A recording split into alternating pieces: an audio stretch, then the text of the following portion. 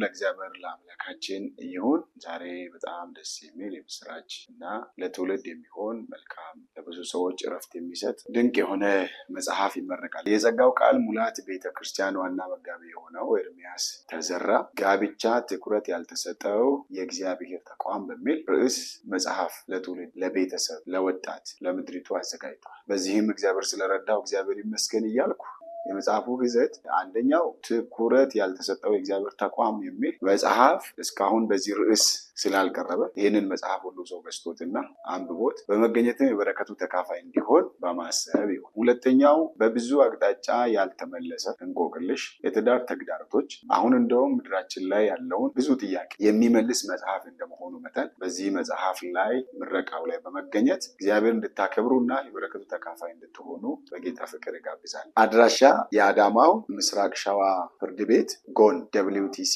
የስልጠና ማዕከል አዳራሽ ውስጥ ሰዓቱ 8 ሰዓት ጀምሮ በክብር በደማቅ ስነስርዓት ይመረቃል። እንዳትቀሩ። የአዲስ አበባው የክብር ሕይወት ቤተክርስቲያን የእግዚአብሔር ፍቅር አዳራሽ ውስጥ ሲሆን ሰዓቱ 9 ሰዓት አካባቢው ከዓለም ሆቴል ወደ 24 በሚወስደው ድልድይ አጠገብ። እግዚአብሔርን ስለዚህ መጽሐፍ እንድታከብሩና ስለ ጻፊው እግዚአብሔር እንድታመሰግኑ እናንተም የበረከቱ ተካፋይ እንድትሆኑ በጌታ ፍቅር አሳስባል። ስለሰማችሁኝ እና ሰምታችሁኝም ስለምትገኙ እግዚአብሔር ይባርካችሁ።